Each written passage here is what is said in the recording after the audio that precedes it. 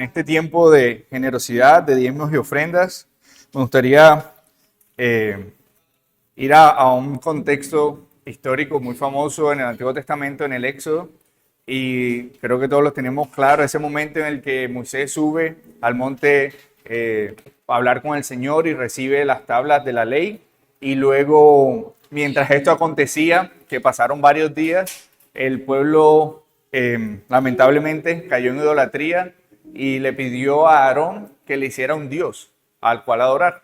Y Aarón, ni corto ni perezoso, les dio un contentillo en cuanto a lo que ellos deseaban. Efectivamente recogieron oro y dice que con las mismas herramientas Aarón fundió el oro e hizo un becerro de oro. Y ellos lo adoraron, danzaron y trajeron ofrendas delante de ese ídolo. Esto llenó de ira al Señor, de celo. Y le dijo a Moisés, Moisés, mira, este pueblo que tú has liberado ahora se ha vuelto un pueblo idólatra. Tan fácil se han olvidado, ¿verdad? ¿De quién es el verdadero Dios? Que han levantado un Dios falso delante de ellos. Ve ahora y exhórtalos, ¿verdad? Porque si es por mí, la ira los va a consumir. Desde ahí Moisés empieza a interceder para que el Señor no acabe con este pueblo. Él desciende y parte de las tablas de la ley. Y bueno, sucede un evento bastante fuerte en ese momento. Hay gente que muere, más de 3.000 personas mueren ahí. Pero en medio de esto hay una pregunta. No sé si, y aquí es donde quiero entrar a la enseñanza de este tiempo de generosidad, y es de dónde sacaron tanto oro para hacer un becerro, ¿verdad? En medio del desierto. Y resulta que hace parte, no el hacer un becerro, pero hace parte de una profecía que Dios le había entregado al mismo Moisés cuando se le apareció en la zarza ardiente. Ya Dios lanza una profecía que de pronto pasa por alto porque es difícil de creer o está muy cortica, pero dice así, en Éxodo capítulo 3, versículo 22, dice, toda mujer israelita pedirá a sus vecinas egipcias y a las mujeres extranjeras que viven con ellas toda clase de objetos de plata y de oro y prendas costosas. Con estos vestirán a sus hijos e hijas, así despojarán a los egipcios de sus riquezas. O sea, el Señor le dice, Moisés, ves y libera a mi pueblo, habla con Faraón, dile que vas de parte del yo soy, y al final de eso dice esa frase. Suena como raro, ¿verdad? Pero esto sucede antes de que él haga esta campaña de liberación, ¿verdad? Del pueblo de Israel. Vienen las 10 plagas. Y luego de las 10 plagas, en el capítulo 12, cuando ya está la muerte del primogénito a punto de suceder, o recién sucedió la muerte de los primogénitos de Egipto, en el capítulo 35 y 36 dice, los israelitas hicieron lo que Moisés les había indicado. Pidieron a los egipcios ropa y objetos de plata y de oro. Y el Señor hizo que los egipcios miraran con agrado a los israelitas y le dieron al pueblo de Israel todo lo que pidió. Así despojaron a los egipcios de sus riquezas. En el capítulo 3 leímos que esto iba a suceder. En el capítulo 12 sucede. Una profecía tremendo. ¿Se imaginan ese momento en el que los egipcios llegaron a contemplar cuánto era el poder de Dios, que decían, mira, yo lo que quiero es mi vida, esto lo entiendo que no vale nada, porque en cualquier momento podemos ser muertos, eso es lo que sigue adelante. Y si tú necesitas esto, tómalo. O sea, ya nos quitaron tantas cosas que esto entiendo que ya no tiene un valor respecto a mi vida. Mira ese momento de reflexión de los egipcios, y entregaron su riqueza.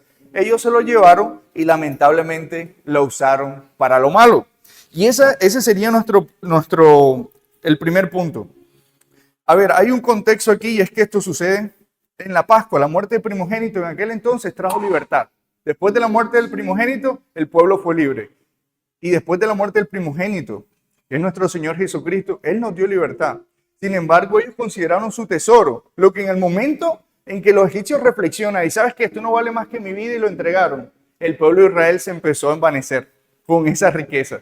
Ya desde ahí nacía algo importante, y es que ellos siguieron extrañando a Egipto. Y eso es un peligro grande. Cuando nos desviamos y no reconocemos que nuestro primer gran tesoro y la gran bendición que Dios el milagro que estaba aconteciendo ahí, no era que los egipcios estuvieran entregando riqueza, era que estaban siendo libres de la esclavitud por Dios. Pero nos confundimos a veces y priorizamos mal las cosas. En 1 Corintios 5:7 dice, limpiaos pues de la vieja levadura para que seáis nueva masa, sin levadura como sois, porque nuestra Pascua, que es Cristo, ya fue sacrificada por nosotros. Fíjate, segundo punto, lo que Dios nos dio para cubrir una necesidad, no lo usemos para cumplir un capricho. Lo que Dios nos dio para cumplir una necesidad, no lo usemos para cumplir un capricho. Y eso no solo va a la parte material. Hay dones y talentos que Dios nos ha dado para bendecir a esta casa, por ejemplo, a esta comunidad, y quizás lo estamos usando simplemente para nosotros mismos. Ahí hay un desenfoque y es lo que estaba sucediendo con Israel en ese momento. Y por supuesto, la provisión que Dios le había dado tenía un objetivo mayor y era el tabernáculo.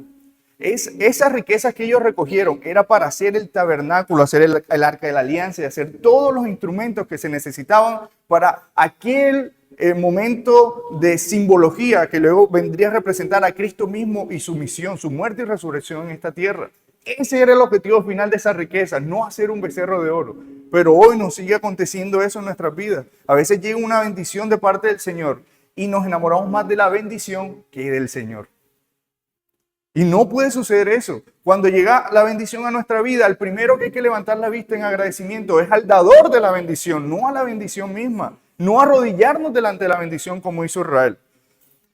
Luego, en este punto, les comparto 1 Pedro 2:16, porque el Señor nos trajo a libertad, dice, como libres, pero no como los que tienen libertad como pretexto para hacer lo malo, sino como siervos de Dios. Israel tomó la libertad como pretexto para hacer lo malo. ¿Sabes lo que dijeron? No sabemos qué pasó con Moisés. Quizás Moisés ya está arriba muerto. ¿Sabes que nosotros estamos esperando por la segunda venida del Señor? No nos puede tomar haciendo becerros de oro. Tenemos que esperar en santidad. Tenemos que esperar con piedad, consagrados a Él. No podemos ser el pueblo de Israel al pie de la montaña, buscando armar becerros de oro. Amén. El último punto. ¿Qué milagros podemos estar malversando hoy en nuestra vida? Nosotros somos mayordomos. A nuestra vida llegan bendiciones. Todo lo que nosotros poseemos dentro y fuera de nuestro cuerpo, incluso nuestra descendencia, son bendiciones. ¿Qué cosas podemos estar poniendo en el lugar incorrecto en nuestras vidas? En Romanos capítulo 15:4 dice, porque todas las cosas que fueron escritas para nuestra enseñanza fueron escritas, a fin de que por medio de la paciencia y la consolación de las Escrituras tengamos esperanza. No tengamos, y aquí está claro, aquí no hacemos del diezmo y la ofrenda un mandamiento o una exigencia como en un momento el pueblo de Israel vivió, pero creemos que sí hay que enseñar la generosidad y me parece tan bien puesto el nombre de este tiempo de generosidad porque hace parte de las disciplinas espirituales. Las disciplinas espirituales son lectura de la palabra, son oración, ayuno, pero también está la generosidad y la generosidad se practica en comunidad. Tú no puedes ser generoso contigo mismo porque eso ya no es generosidad. Eso es otra cosa, ¿verdad? Y no, ¿perdón? Capricho, y es lo que tenemos que evitar. Delante del Señor venir y lo que usted hoy considere como bendición en su vida, encaminarlo también en cómo soy bendición para el pueblo de Dios, para el objetivo de Dios en esta tierra, que es expandir su reino. Y esta casa hace eso. Por más de que usted vea sillas vacías hoy, no menosprecie la obra que el Señor hace en esta casa y disponga su corazón a bendecirla. No cometamos los errores del pueblo de Israel, porque estos somos nosotros. A veces, como decía el pastor, cuando vemos esas promesas de Deuteronomio 28, el que te maldice será maldito. ¡Ah, Señor! Ese sí lo agarramos y nos aferramos a eso. Pero cuando vemos los errores, de pronto, que describen la historia del pueblo de Israel, tú dices, no, qué vergonzoso eso. Qué pueblo tan caprichoso. Menos mal yo no soy así. O cómo es que ese es el pueblo de Dios, como me han dicho a veces cuando se habla de esto.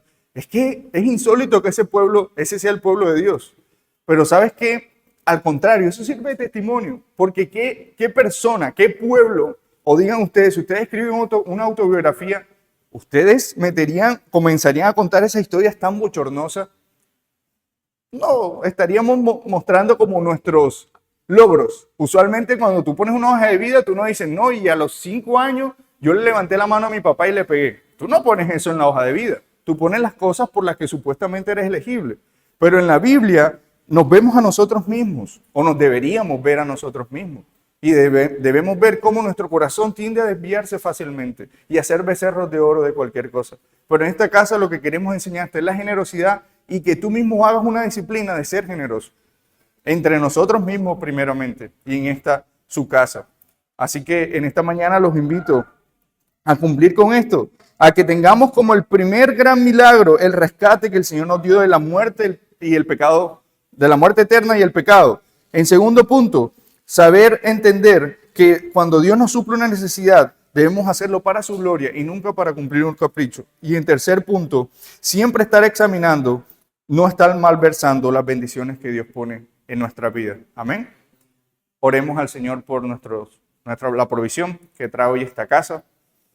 Señor, te damos gracias porque tú eres bueno y justo, Señor, pero también eres paciente y misericordioso. Nosotros damos testimonio de esto, Padre.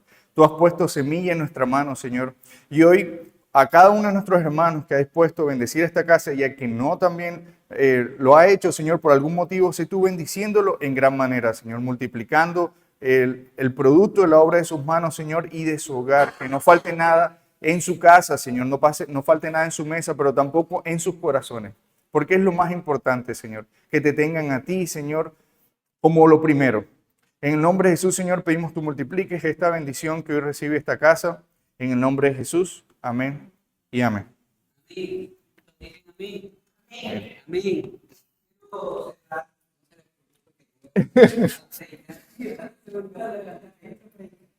No, yo quiero que me acompañe rápidamente ahí a la escritura, quiero despedirme con este pensamiento.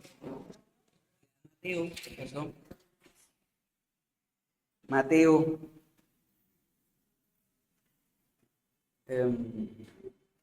quiero que me acompañe a dos pasajes de escritura rápido, vamos rápido para cerrar.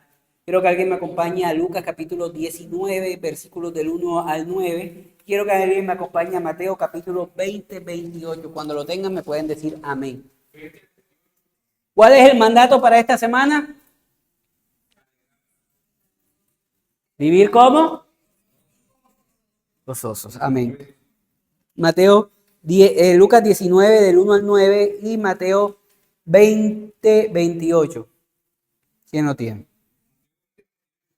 Sí. Así como el hombre no vino para Amén. Mateo y Lucas capítulo del...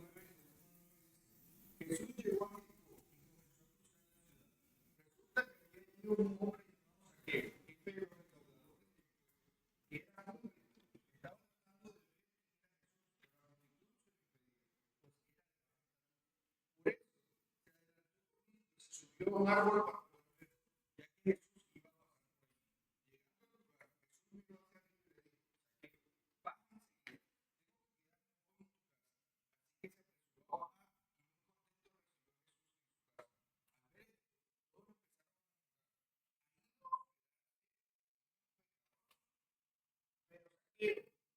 Digo resueltamente, mira Señor, ahora mismo voy a dar y si no puedes hoy ha llegado la salvación. Amén. Dígale a la persona que tiene a su lado, sirviendo te vas a ayudar. Constantemente nosotros esperamos que todo esté bien para comenzar a hacer algo por otros. Pero una de las cosas y que te puede servir como terapia espiritual y terapia emocional,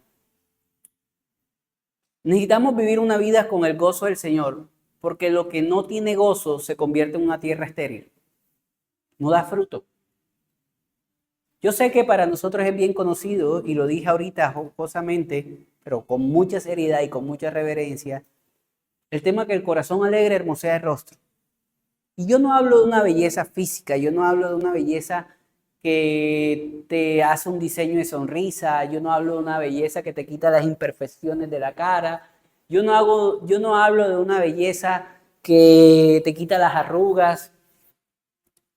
El Señor no hace liposucciones, ni tampoco hace estiramientos.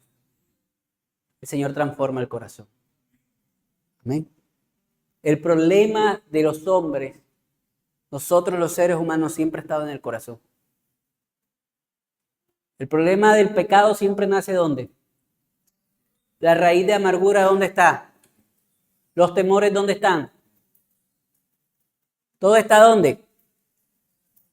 Corazón tipifica nuestra alma, ¿no? Nuestra propia alma. Pero el salmista también dijo, en mi corazón he guardado tus dichos para no pecar contra ti. Lo único que puede transformar nuestros corazones, perfeccionarlos, no es una mejor universidad.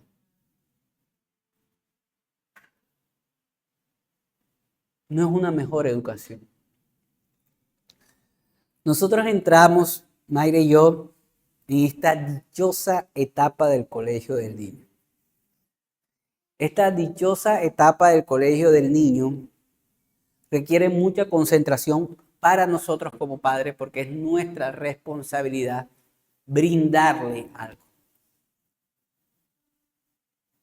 Y en ese brindarle algo, todos los padres que han tenido los hijos o que tienen el colegio de los hijos saben que el colegio representa un sacrificio para nosotros los padres, ¿no?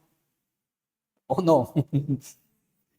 Y no solamente hablo del sacrificio de la incomodidad, de la levantada, del hacer, de la correndilla, de la rabia, apúrate, no sé qué, porque tras de todo las profesoras no entienden que es el niño el que está inquieto, sino que te dice que tú eres un padre irresponsable que no trae al niño temprano. Entonces no hablo solamente de esa incomodidad, hablo de la incomodidad que te tienes que negar a ti mismo a muchas cosas, ¿no? Hablo a esa incomodidad, hablo de la incomodidad económica. Está comprobado que la universidad sale más barata que los colegios. Entonces, tú tomas eso, pero si nos dejamos a envolver solamente los padres por este tema de sistema, tienen que primar algo sobre este tema de la educación. No sé si ustedes saben que hoy prima mucho el home school. Lo admiro a todos los padres que lo hacen. Yo no tengo esas habilidades, pero se hace y está funcionando. Y conozco padres creyentes, cristianos que han decidido hacer home school con sus hijos por lo mismo que ha primado y nos encontramos en esta base. Creo que Miguel tiene esto no estoy diciendo que tienen que meter los demás en el mismo colegio que nosotros metemos a nuestros hijos o que tiene que ser un colegio cristiano, no.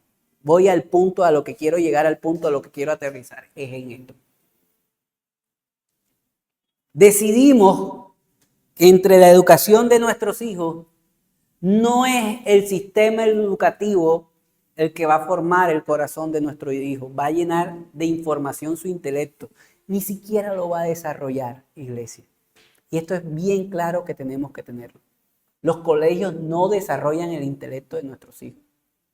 Si tú vas a elegir una educación para tu hijo donde simplemente te le cierren la puerta para que no se salga, ahí lo único que estás pagando o recibiendo es que te lo enjaulen.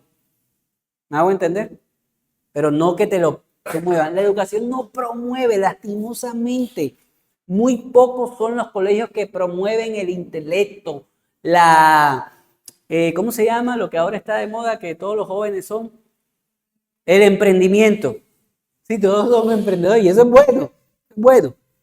Muy pocos colegios promueven el emprendimiento y si nos vamos a la educación clásica, no promovían ni siquiera los talentos, sino haga la tarea, reciba la tarea, venga la tarea, me hago entender, y apréndase la lección.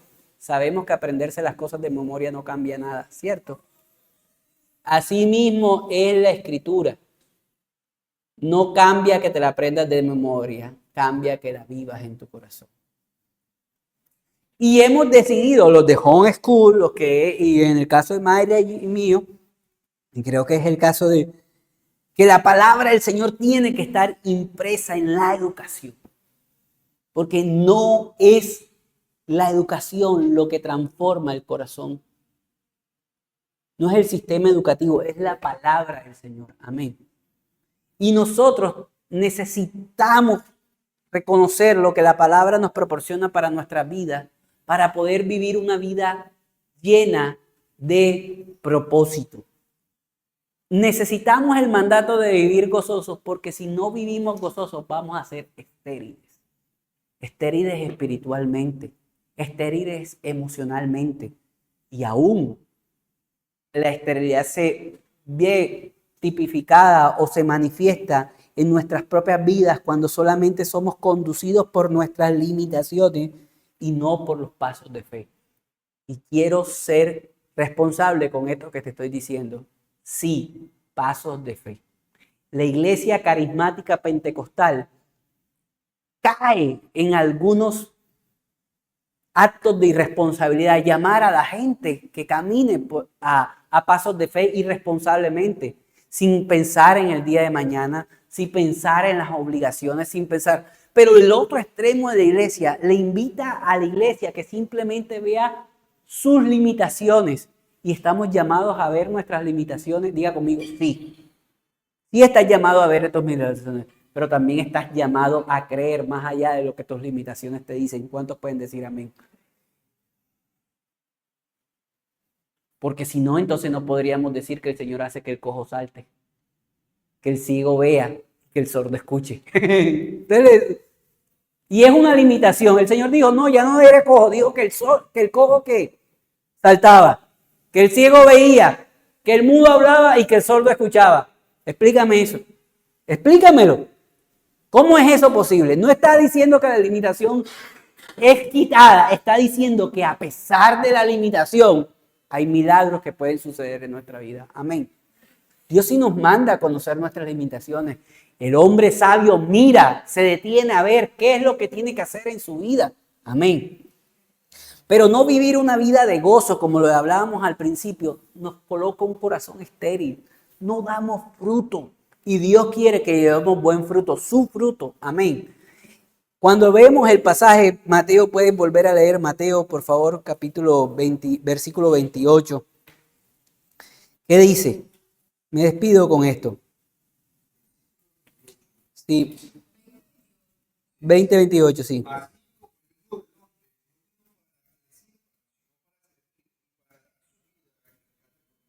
Amén. ¿Por qué al principio del mensaje te dije que no necesitabas más para vivir o para ser feliz? Es porque el enemigo siempre te dice que necesitas más para hacer algo por alguien. Ojalá usted recuerde el mensaje del domingo pasado, pero yo le recordé algo que dijo el apóstol. El apóstol dijo, no tengo ni oro ni plata, pero de lo que tengo, ¿qué?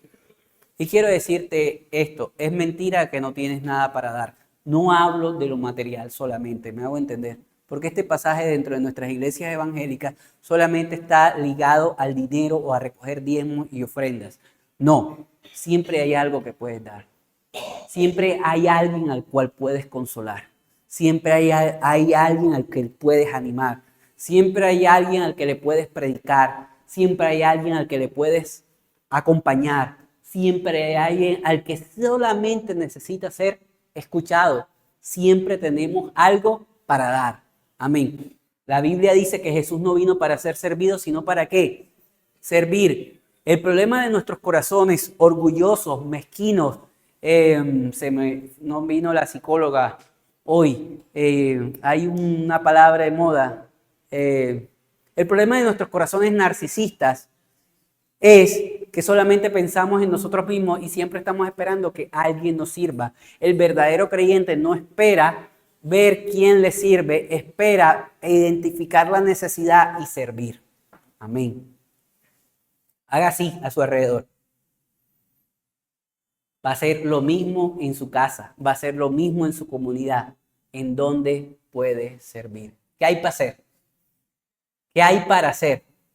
¿Qué hay para hacer? Ayudando a otros será la mejor manera que te ayudes a ti mismo. Amén. Ayudando siempre a otros será la manera. Hay quienes necesitamos ver un poco más allá de nuestras circunstancias. Hay quienes necesitamos mirar la vida con fe. Hay quienes necesitamos tener la valentía para poder hacer algo por alguien. Amén. Necesitamos tener el mismo pensamiento de Jesús.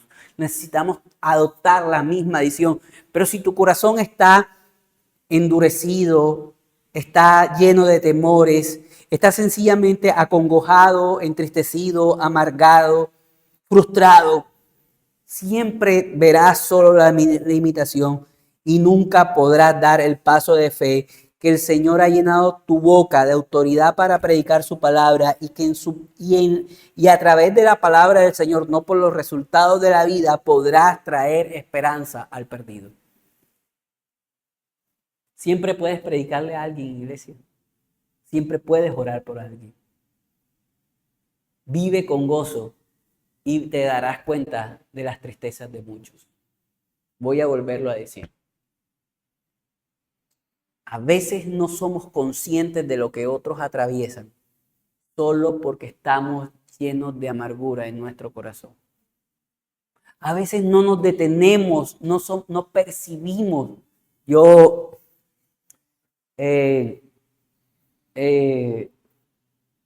alguna vez le dije a alguien, el problema contigo es que tú tienes el mismo problema de la GPS. Digo, ¿cuál? ¿Cuál es el mismo problema? No tienes plata. No. Te roban siempre. Dije, no. ¿Sabes cuál es el problema de la EPS? Que tuvo una urgencia una EPS. Y tú dices que te duele la cabeza. Y dices, no, señor, usted no tiene nada. Váyase para su casa. ¿Sabes cuál es el problema de la EPS? Que hasta que no te ve que te dio un derrame cerebral, no dice que eso es una emergencia. Le dije a la profesora, el problema contigo es que hasta que tú no ves a la gente desangrarse, no te das cuenta que hay gente que está sufriendo a tu alrededor. Por eso no eres capaz de escuchar la queja de tus hijos. Porque estás concentrado solamente en ti. No necesitamos que la gente alrededor de nosotros se desangre para darnos cuenta que muchos están lidiando con situaciones muy difíciles. No necesitamos ver a la gente, no lo digo por Jainer, en un ataúd para decir que hay gente que está sufriendo. No necesitamos ver a la gente intentando suicidarse para darnos cuenta que hay muchos que tienen tristezas profundas. No necesitamos ver gente volviéndose loca, quebrando vidrios, para ver que hay gente que tiene amargura en su corazón. Vivir con el gozo del Señor te ayudará a abrir los ojos cuánta tristeza y dolor hay alrededor tuyo. ¿Y sabes qué provocará eso en nuestras vidas? Tener la misma actitud que Cristo, ayudar a otros. Amén. Lucas capítulo 1, versículo 9. ¿Cuántos se acuerdan de Zaqueo? Quiero que se vayan con el mensaje, mis hermanos. Les prometo que el otro domingo termino a las 11:05 para que hagan su plan. Pero hoy quiero terminar. Pastor, pero no hay mucha gente, termine temprano. No, precisamente, por lo mismo. ¿Cuántos se acuerdan la historia de Zaqueo? Amén. A mí me llama la atención cuando la Biblia da ciertos datos que serían para este tiempo datos, ¿cómo es que es? Ofensivos. Porque la Biblia dice que el hombre era bajito. Bajito, de baja estatura. ¿Qué necesidad había que la Biblia dijera que es bajito? Pero la Biblia dice que es bajito. Es como si, yo digo, cuando dice que trajeron al paralítico y lo metieron por el techo a Jesús, yo siempre me he imaginado que el paralítico era flaco y que los amigos eran flacos. Porque si no, todos se hubiesen caído. Son conclusiones que yo hago en mi mente cuando leo la Escritura. Pero en esta específicamente, la Biblia da unas características de Zaqueo. Explica que Zaqueo no veía, entonces se subió por lo que era. Pero Jesús lo vio. Ahí dijiste una palabra clave del mensaje. Jesús lo vio. Pero la Biblia dice que era bajito. Habla de su estatura. Habla de sus limitaciones, pero también habla de su condición. Zaqueo no era querido por nadie. Y no era por el oficio que hacía. Pero la Biblia dice que era, ¿qué? Jefe de los recaudadores de impuestos. Pero el tema es que recaudía, era judío, pero servía a Roma. Para los romanos no era un ciudadano, pero para los judíos era un traidor. Fuerte. Pero aparte de todo, por esa amargura, justificaba el pecado en que era avaro. Le cobraba más a la gente de lo que tenía que cobrar. Entonces se quedaba con los de su pueblo y no le daba a Roma, al César, lo que era todo el César, sino que él decía, esto es lo del César y este es el impuesto que yo cobro para mí. Pero la fama de Jesús en ese tiempo era grande. Jesús se volvió famoso. Jesús era famoso por muchas razones, porque el mensaje, la forma como predicaba, como enseñaba, porque Jesús enseñaba el libro de la ley. Jesús no enseñaba los evangelios. Ojo con esto. Para nosotros nos imaginamos en este momento que Jesús citaba a la oveja perdida, que Jesús leía. No, Jesús leía el Antiguo Testamento y decía, lo que ustedes vieron era sombra de lo que se hablaba de mí. Pero dice que nos hace una descripción de Zaqueo y dice, de Zaqueo da todas estas conclusiones. Pero yo quiero que ustedes se coloquen y cada uno de nosotros nos colocamos como si seamos Zaqueo, no como Jesús. Les invité a ser como Jesús en el hecho de servir a otros. Pero ahora los invito a que se coloquen en la posición de Zaqueo en la cual todos hemos estado. Y diga conmigo, Jesús me vio. Tú eres consciente de que en medio de toda la humanidad, Jesús te vio a ti. Te salvó a ti. Te eligió a ti. Vive en ti. Amén. No importó la limitación de la vida. No importó nada de nuestra vida. Jesús nos vio. Y esto es bien interesante poderlo ver porque muchas veces nos sentimos ignorados por muchos. Muchas veces nos sentimos rechazados por otros. Muchas veces sentimos que la juventud y el esplendor se fue. Lo pomposos que hemos sido o lo elocuentes que en algún momento hemos sido, lo sorprendente que en algún momento hemos sido, las anécdotas que en algún momento hemos tenido, los lugares que en algún momento he ido, ya no son suficientes para otros. Y ya no somos notorios. Pero Jesús nos vio.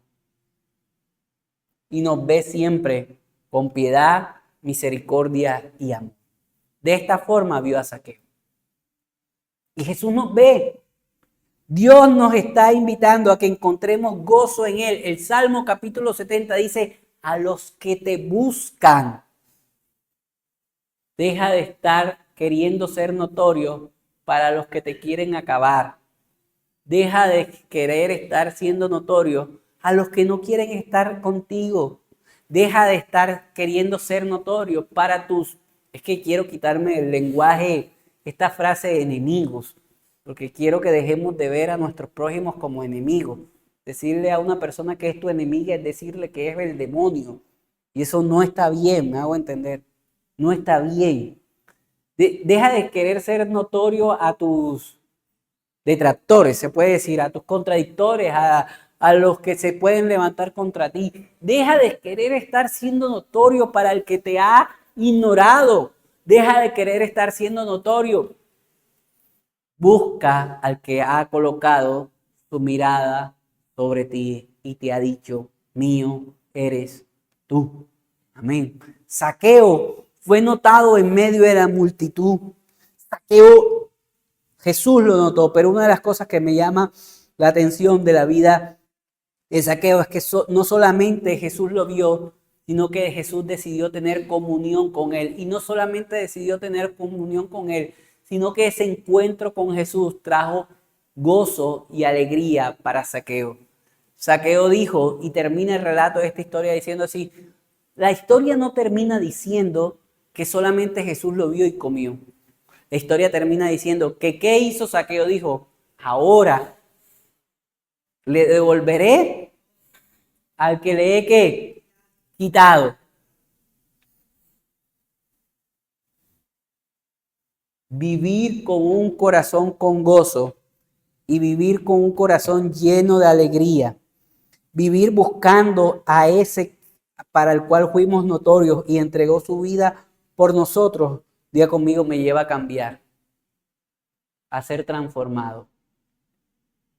Muchos de nosotros nos quedamos en la misma condición, pecadora, mezquina, temerosa.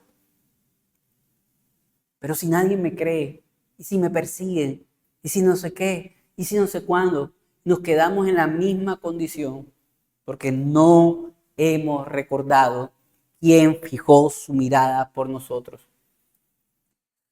Yo no sé cuánto devolvió Zaqueo. Yo no sé qué hizo él. La Biblia no me dice qué pasó después. Me dice lo que aconteció en ese momento. Y lo que aconteció en ese momento es que hubo un hombre que era limitado, que era rechazado, que era un pecador, que recibió salvación de aquel que no tenía pecado en él. Es lo mismo que aconteció con nosotros, iglesia. Cuando Jesús llegó a nuestra vida, nos llamó a vivir con gozo y ese gozo nos tiene que llevar a dar fruto. Amén. Necesitas esta semana, recuerda, es un mandato vivir con gozo.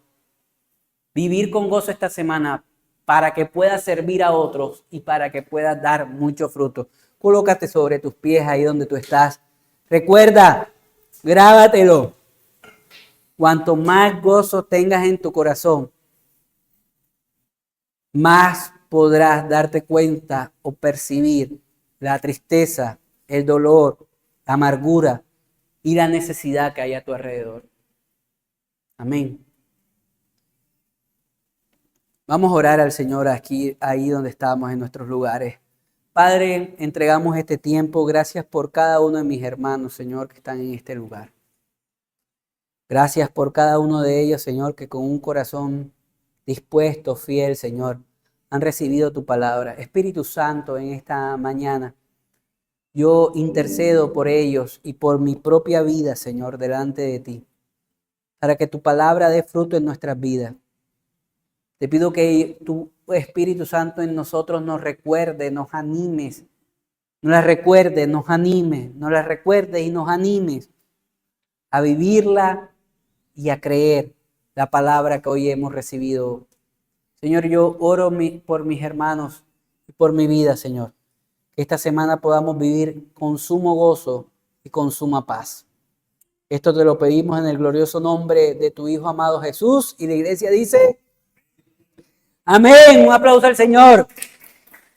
Acompáñenme a cantarle el cumpleaños a la señora Nelly, que está cumpliendo años hoy. Apenas 55 años, imagínense, en la flor de la juventud. La flor de la juventud. A los CT, extiende una de sus manos, vamos a orar y cantamos el cumpleaños, el pudín, por favor. Imagínate, Carlos va a prender 55 velitas. Yo creo que nada más salía bueno nada más el número. Oramos, Señor, te damos gracias por tu hija, por tu sierva. Señor, te pedimos que tú sigas trayendo paz, gozo, Señor, a su vida. Te pedimos, Señor, que ella siga viendo que en ti tiene esperanza, tiene refugio, pero que también en ti largo camino le resta para esta vida. La bendecimos, Señor, y te pedimos que tú la acompañes todos los días de su vida. En Cristo Jesús. Y amén. Papá, cumpleaños.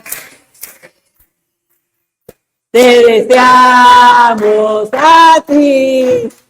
Cumpleaños, señora Nelly. Cumpleaños feliz. Cumpla feliz. Que lo vuelva a cumplir. Que lo siga cumpliendo hasta ti.